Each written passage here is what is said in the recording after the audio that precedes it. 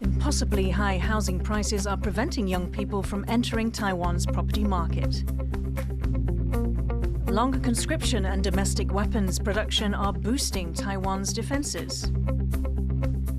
Caught in the crossfire, students from Nauru in Taiwan suffer after the two cut ties. Plus, rescue workers risk claws, horns, beaks and teeth, saving animals in Taiwan's capital.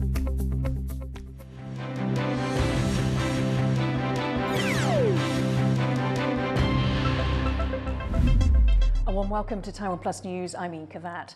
Taiwan's lack of affordable housing is getting worse, new figures show. As John Van Ries reports, it's one of the first challenges President-elect Lai Ching-te will face. Home ownership is slipping further out of reach for many in Taiwan, even though new units like these are always under construction. Fresh figures from the Interior Ministry show Taiwan's lack of affordable housing is getting worse. In the third quarter of 2023, homeowners were spending over 42% of their income on mortgage repayments. Go back just 2 years to the same part of 2021, and that was just 37%. Taiwan has long been an expensive place to buy property. The capital, Taipei, rivals New York in terms of the mortgage burden. But prices have reached a point where some find even the idea of buying a home unthinkable. 应该没有考虑这件事情，就租房子就好了。如果在台北市开销，顶多存1万吧，怎么可能付得起头期款？ And it's not just Taipei. Just 3 regions of the country have housing considered affordable. That's to say that mortgages are less than 30% of income. There's the city of Keelung near Taipei, and then the largely rural Jiayi and Pingdong counties in the south. The case is political, and it was one of the big issues in Saturday's election. For 2 years, the government has tried to crack down on investment properties, something it's blamed for high prices. One NGO advocating for affordable housing says the fact prices are still rising might have cost the ruling DPP around 2 million votes from young people. 就是他买不起，然后他租房子租不好，等社会住宅等不到。我会觉得说，在这个房价的这样的问题没有去解决的时候，你怎么指望我们的年轻人可以买得起？你怎么指望我们今天公布的那个房价指数可负担性可以出来？ That's a challenge Taiwan's next government must face. The DPP has won another presidential term, and now it has big promises to deliver on. President-elect Lai Ching-te has promised higher taxes on owners of multiple homes, and he's promised subsidies to help with interest on home loans. While overseas observers look to Lai's China policy, at home it's his housing policy many will be watching more closely. They'll be looking to see whether he keeps his promises and whether his ideas work. Alex Chen and John Van Trieste in Taipei for TaiwanPlus. Taiwan is revamping military conscription, with the first recruits entering the new program next week. Rick Glauert reports from the Defense Ministry on how longer military service is part of Taiwan's war readiness plan. Taiwan's military is rolling out its new conscription program. From next week, young Taiwanese men joining mandatory military service will train from 1 year up from the current 4 months. It's all part of Taiwan's big defense reforms, designed to counter China's increasing pressure on the nation that it claims as its own. 目前相关的配套措施等等皆都已经完备。那么目的就是希望能够提升国军的整体战力。 New recruits will learn how to handle rifles, machine guns and grenades, with a $300 bonus for successfully completing this training. The new mandatory military service program is part of a raft of measures designed to counter China, which include boosting defense spending and developing Taiwan's domestic weapons manufacturing industry. The message from Taiwan's government is clear. It will take an all-country effort to keep Taiwan free. Leon Lien, Sam Hui and Rick Glauert for TaiwanPlus. The United States has called Nauru's diplomatic break with Taiwan disappointing. Laura Rosenberger, who heads the US body that handles relations with Taiwan, made the comments on a visit to Taipei. Rosenberger also warned about promises from China. The PRC often makes promises in exchange for diplomatic relations that ultimately remain unfulfilled. With the severing of ties, Nauru students on scholarships in Taiwan now face an uncertain future. Reese Ayres went to one of the universities that has several Nauru students to see how the school is responding. Now, when a country severs diplomatic ties with Taiwan, some of the first people to feel the effects of that are students, particularly those studying on scholarships. Now, there are over 50 students from Nauru studying in Taiwan, and 30 of those have scholarships from the Ministry of Foreign Affairs. Now, whether or not those students will be able to continue studying is still yet to be decided. Now, the Ministry of Foreign Affairs has urged any universities in Taiwan with students from Nauru to offer them the care and guidance they need to get through this difficult time. Mingchuan University has a total of 15 students from Nauru, and this school is going to do everything they can to try and help them. Right now that I think it takes time for them to really adjust their steps and think of what they want to do in the future.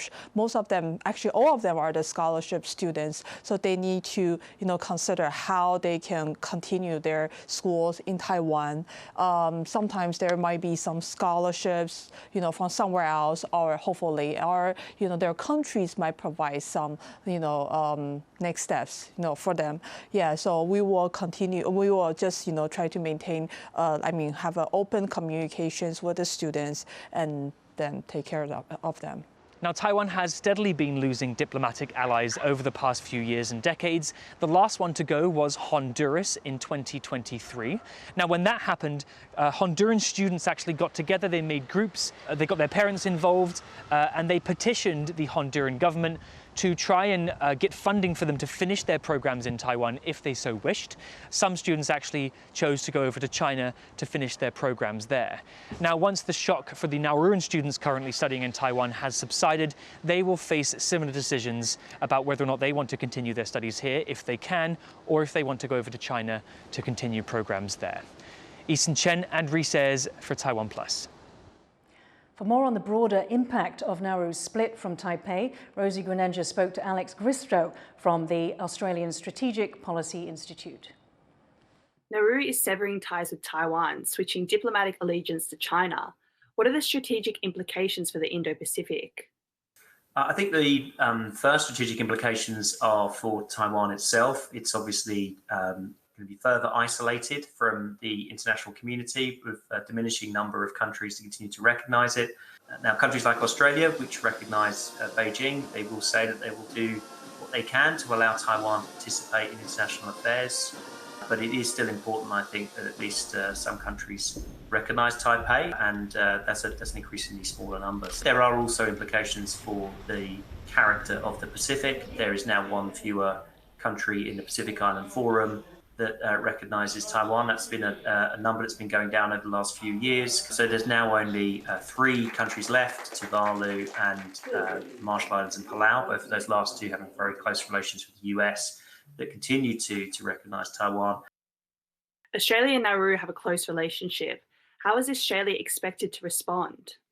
So they've already responded. The Minister for the Pacific, Pat Conroy, has been talking to the media and has said that it wasn't a surprise that this happened. He indicated that Australia had some prior knowledge that this would happen. But fundamentally, Pat Conroy has said that the Australian government respects the sovereign decision of Nauru to conduct its diplomatic relations as it chooses. Australia itself has, of course, recognised Beijing since 1972, so it can't really dictate to others not to do so. Fundamentally, Australia will say that they'll continue their partnership with all the countries of the Pacific on the basis of respecting their sovereignty and making an offer that is in those countries' interests, which includes being the preferred security partner for the region. Moving forward from here, do you see China gaining more allies or influence in the Indo-Pacific region?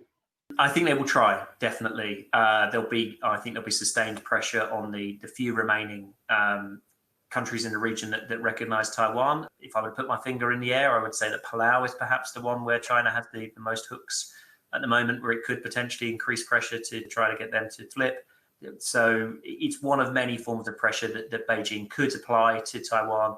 We saw many of the other forms of pressure around Nancy Pelosi's visit, including in the economic sphere, military exercise, all sorts of forms of grey zone activities. I think it's important that Australia and other countries that respect rules and respect the stability of the Taiwan Strait to say that those sorts of behaviours aren't appropriate or acceptable from Beijing, and to do what can be done to support Taiwan in maintaining its resilience without necessarily, obviously, making any sort of taking any formal position about the future status of Taiwan.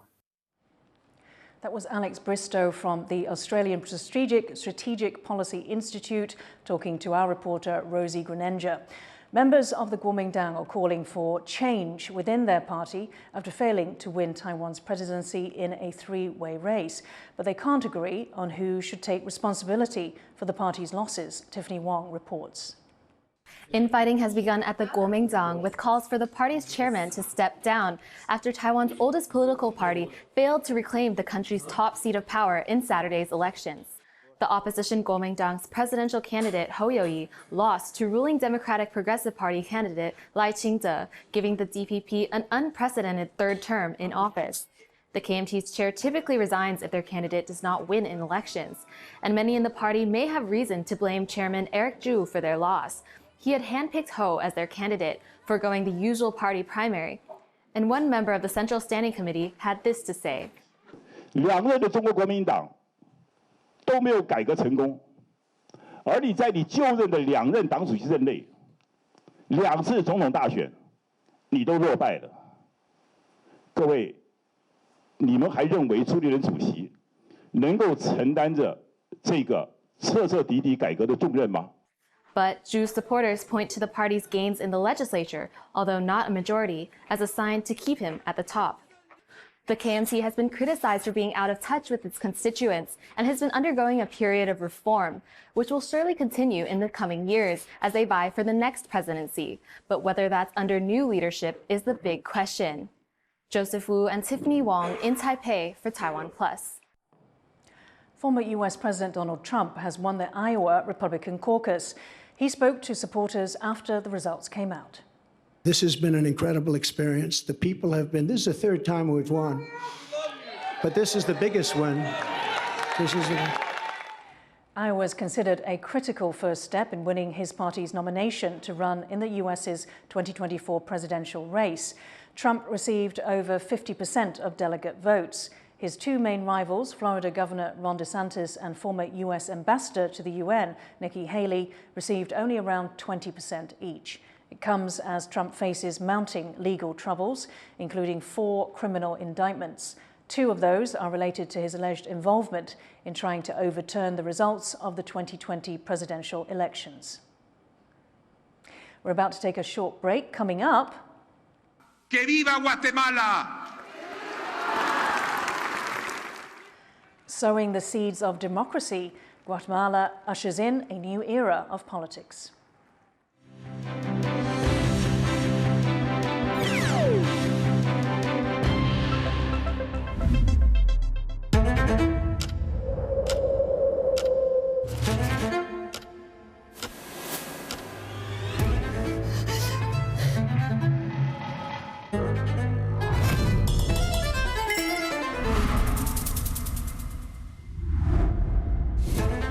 过人生的话，你发现说我们大部分都是爱美的。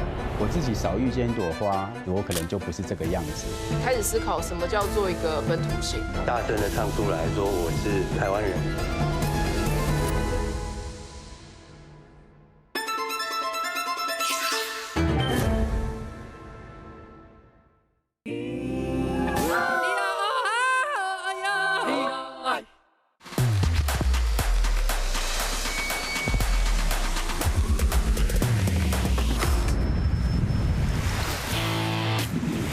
There's so many things that I wish the world could see.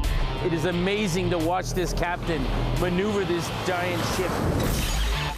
It takes 3 days to cook this. The flavor is unbelievable, incredible. And it's my turn to make something inspired by Chef Gore. It's going to be quite a challenge. Can you imagine that? It's surreal, yes, so real. I can't give up. I got some ass kicking to do. Nice move. We're pushing each other to explore and experiment in new, different ways. 5, 4, 3, 2. A warm welcome to TaiwanPlus News. Exploring the issues that matter to you. Not just to Taiwan, the whole world is watching. 很多时候是我们眼睛看不到的地方。We might encounter mishaps and mistakes along the way. But at the end of the day, it just transmits something straight from the heart. Yes. Cheers. Bon appetit. It is about the fun, and it's about the glamour, and it's also about something much deeper than that. Sometimes you just gotta seize the opportunity. You just gotta do it. Have a place where you're appreciated for you exactly as you are, and where you can shine and be seen.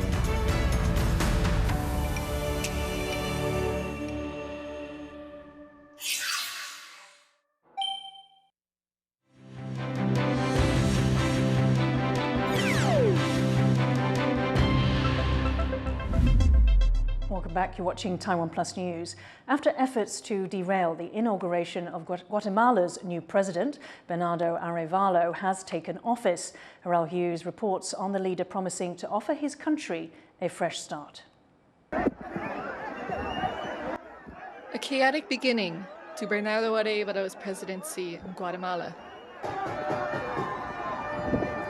Arévalo won a landslide victory in August, running on a platform promising to wipe out corruption and restore democracy, an unpopular mandate for the existing government. He faced months of legislative setbacks, each one met with widespread public backlash. Congress then delayed the inauguration ceremony on Sunday, and joy quickly turned to anger, with supporters threatening to storm the building.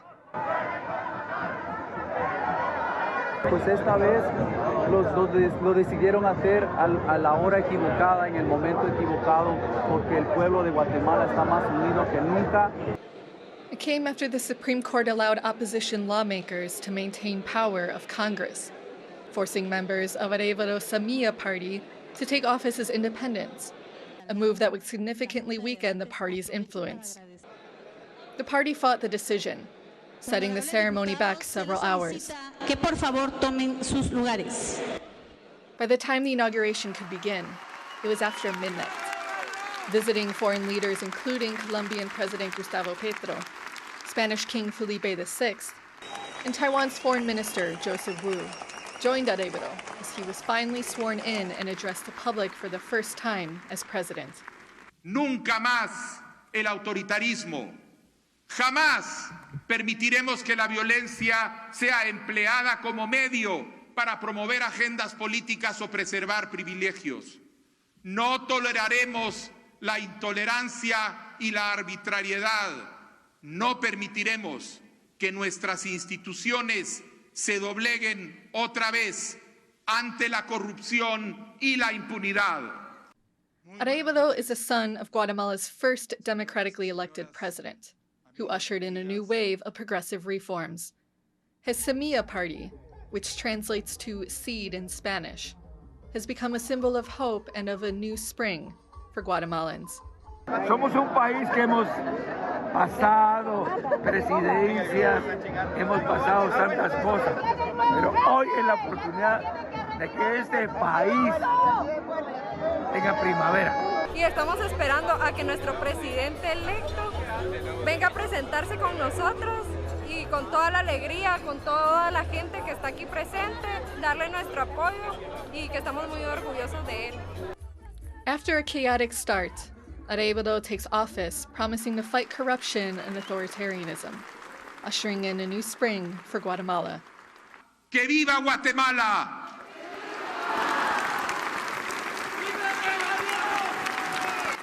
James Lin and Harel Hughes for TaiwanPlus.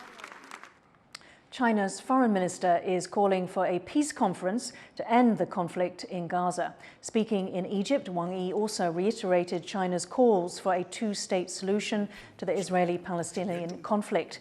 He will visit 4 countries in Africa in his first overseas trip of the year. For more on Wang's Africa trip, Louise Watt spoke to Eric Olander, editor-in-chief of the China Global South Project.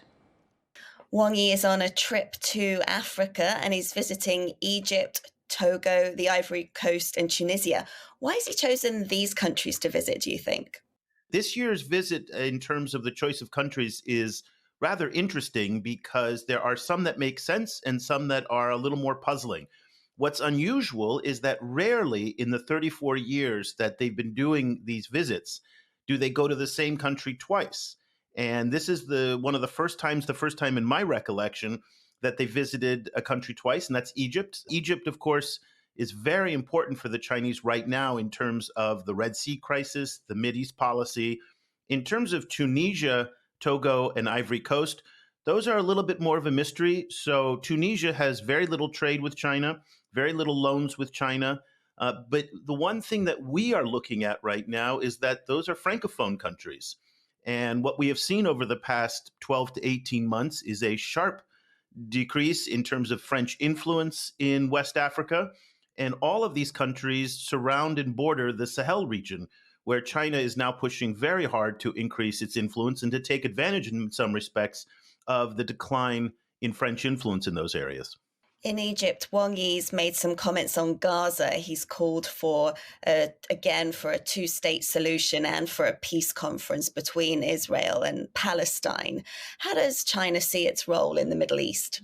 Well, I think China right now is really taking advantage of aligning itself with the rest of effectively the rest of the developing world, and certainly the rest of the Arab world, in positioning itself in opposition to the war in Gaza. It still presents itself as a mediator, but at the same time, we know very clearly that there's a lot of people in Israel who are very frustrated with China's policies, that China has refused to name Hamas by name, much less as a terrorist organization. That's been a point of contention with the Israelis. And we're seeing that again in the Red Sea, where they're condemning the violence in the Red Sea, but never mentioning the Houthis by name. And so they're throwing shade towards the Americans and the British for launching countermeasures against the Houthis, which were outside of a UN mandate, but at the same time not mentioning the Iran-backed Houthis. So you can kind of see in some ways that China is trying to have it all ways to itself. It wants to be a mediator. It wants to organize a conference. It wants to play this role of bringing all the sides together. But at the same time, its politics are very much aligned in favor of the Palestinians, in favor of the Arab community. And politically, that makes a lot of sense. It just doesn't make sense if China wants to be taken seriously as a legitimate mediator. That was Eric Arlander of the China Global South Project talking to Louise Watt. The Philippines plans to develop artificial islands in the South China Sea. The country's military says the project aims to make it easier to deploy troops in areas Manila considers part of its territory. The announcement comes as tensions continue to rise between the Philippines and China, who have competing claims in the South China Sea. Each side accuses the other of aggressive behavior in recent months. A US container ship has been struck by an anti-ship missile fired by Houthi forces in Yemen. The US Central Command says Monday's attack in the Gulf of Aden did not cause injuries or significant damage. It's the latest in a series of attacks on commercial ships by Houthi rebels in the region. The Iran-backed group says it's attacking Israel-linked ships in solidarity with Palestinians in Gaza. US and UK forces retaliated last week with airstrikes against Houthi targets in Yemen. Animal rescue workers in Taipei are busy rushing around the capital helping animals, but they're not getting the support that they need. Our reporter Sandy Chi explains. The call comes in and these animal rescue workers head out. 我们现在要去这个松山区的三民派出所，就是民众有说他们有拾获一只柴犬这样子。那目前的话就是联络不上晶片主人，那我们会过去把它接回来。 It's all in a day's work for staff at the Taipei City Animal Protection Office. They try their best to help all sorts of animals in need. However, with just one office for the whole of the capital, it's a challenging task with limited staff and resources. The office only has 12 inspectors and 28 rescue workers. 我们其实救援的范围超广的，天上飞的、地上游的、地上跑的、水里游的，通通都救。所以其实像我们这几年的话，动物救援管制的案件都有14000到15000。台北市的警察局就有104个分局加派出所，但我们动保处只有1个。然后，但是他们会希望我们可以做到跟人一样这么好，但我们其实有非常大的就是资源上的落差。With limited manpower and resources, these rescuers must answer the call no matter when or where, even when it's a false alarm. 我们早上8、9点出门，到现在才回来。他们今天已经接了好几个案子，中间没有休息，你看那个案件就知道了。The job is not only tiring, it's also dangerous dealing with animals in distress. 我们好像你觉得它一只鸟，我们抓它，但其实它的爪子或者它的嘴喙都非常有可能会造成救援的同仁受伤。那其实狗猫更是，猫咪全身都是武器，你抓它，它们常常就是身上都是被猫抓的，全身都是伤。These rescuers try their best to take care of the animals, but they may not feel other people appreciate their efforts. 以前大家对这件事情都不重视，以前大家对动物保护的这个工作总觉得它是最边陲的，然后其实就是照顾动物而已啊。那我们如果能够把他们的环境做一些改善啊，管理的条件做一些改善，我们可以应征到更多专业的人力进来这里面。那专业的人他代表了什么？它代表了我们对于动物福利的关注会更好，最后当然能够提升台湾的动物保护相关领域的这个水准。Awareness of animal rights and the need for animal protection has risen in Taiwan. But for animal rescue workers to cope with their duties and the expectations of the public, they themselves need to be supported first. Ethan Chen and Zanny Chi for TaiwanPlus. Thank you for watching TaiwanPlus News. Finally, we leave you with this giant snow fresco made by Greenpeace in Switzerland. It's in protest against the World Economic Forum taking place in Davos. I'm Yin Khvat. Take care. See you next time.